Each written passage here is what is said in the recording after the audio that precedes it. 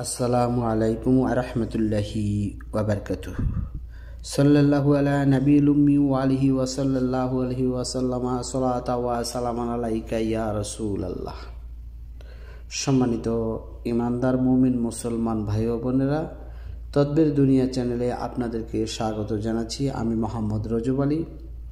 আজ আপনাদেরকে জানাবো কলিজা বেদনা দূর করার তদবির সম্পর্কে, অর্থাৎ যাদের কলিজার মধ্যে প্রচণ্ড রকম ব্যথা রয়েছে, বেদনা রয়েছে, এমন কোন দোয়া বা এমন কোন তদবির রয়েছে যেটি প্রয়োগ করলে সেই কলিজা বেদনাটি দূর হয়ে যাবে, সে সম্পর্কে আজ আপনাদেরকে জানাবো।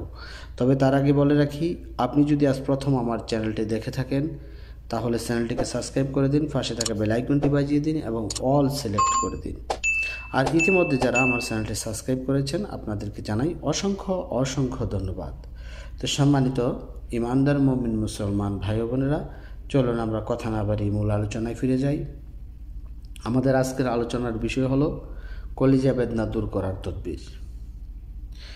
তো এমন যদি কারো হয়ে থাকে যে কলিজায় প্রচণ্ড রকম ব্যথা বেদনা হচ্ছে, ডাক্তারি চিকিৎসা করার পরেও যখন আপনার সেই ব্যথা দূর হচ্ছে না, কিংবা ডাক্তার কোনো রোগী আপনার ধরতে পারছে না যে কেন সেই কলিজার মধ্যে ব্যথা অনুভব হচ্ছে বা বেদনা হচ্ছে, যখন ডাক্তার কবিরাজ থেকে আপনি নিরাশ হয়ে যাবেন কিন্তু আপনার রোগ প্রতিকারের কোনো উপায় খুঁজে না পান, তখন আপনি এখন আপনার স্ক্রিনে একটি দোয়া দেখতে পাচ্ছেন।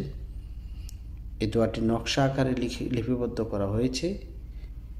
এটি হচ্ছে যে লা হাওলা ওয়ালা কুওয়াতা ইল্লা বিল্লাহিল আলিয়ুল আযীম। এই লা হাওলা ওয়ালা কুওয়াতা ইল্লা বিল্লাহিল আলিয়ুল আযীমের এই নকশাটিকে আপনারা যেভাবে ব্যবহার করতে হবে,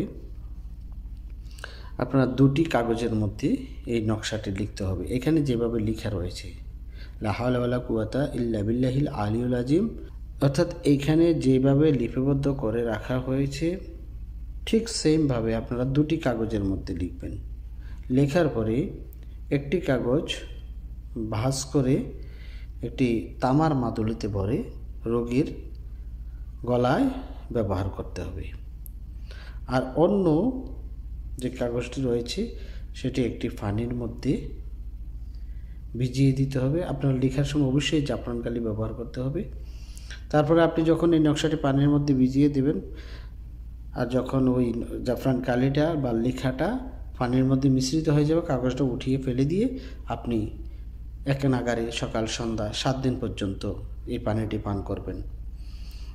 এই কালামের বরকতে আমি আল্লাহ তাআলার কাছে আশাবাদী, আপনার যত বড় কলিজা ব্যথাই হয়ে থাকুক না কেন, কলিজার মধ্যে যত রকমের ব্যথা বেদনাই হয়ে থাকুক না কেন, এই কালামের বরকতে আমি আল্লাহ তাআলার কাছে আশাবাদী যে এর বিনিময়ে, এর বরকতে, এর রহমতে আপনার এই কলিজা ব্যথাটা দূর হয়ে যাবে ইনশাআল্লাহ। তো সম্মানিত ইমানদার মুমিন মুসলমান ভাই ও বোনেরা, যারা ডাক্তার কবিরাজ থেকে একেবারে নিরাশ হয়ে গিয়েছেন, রোগী কিছুতেই সুস্থ হচ্ছে না, তখন আপনারা এই তদবিরটি প্রয়োগ করবেন আল্লাহ পাকের প্রতি পূর্ণ আস্থা বিশ্বাস রেখে। ইনশাআল্লাহ ইনশাআল্লাহ কলিজা ব্যথা বেদনা যত কঠিনই হয়ে থাকুক না কেন, তার নিমিষেই পানি হয়ে যাবে, ব্যথাটা দূর হয়ে যাবে ইনশাআল্লাহ। এই ছিল আজকের মতন। পরবর্তী সময় অন্য কোনো বিষয় নিয়ে আসবো। সে পর্যন্ত ভালো থাকুন, সুস্থ থাকুন। আসসালামু আলাইকুম ওয়া রাহমাতুল্লাহি ওয়া বারাকাতুহু।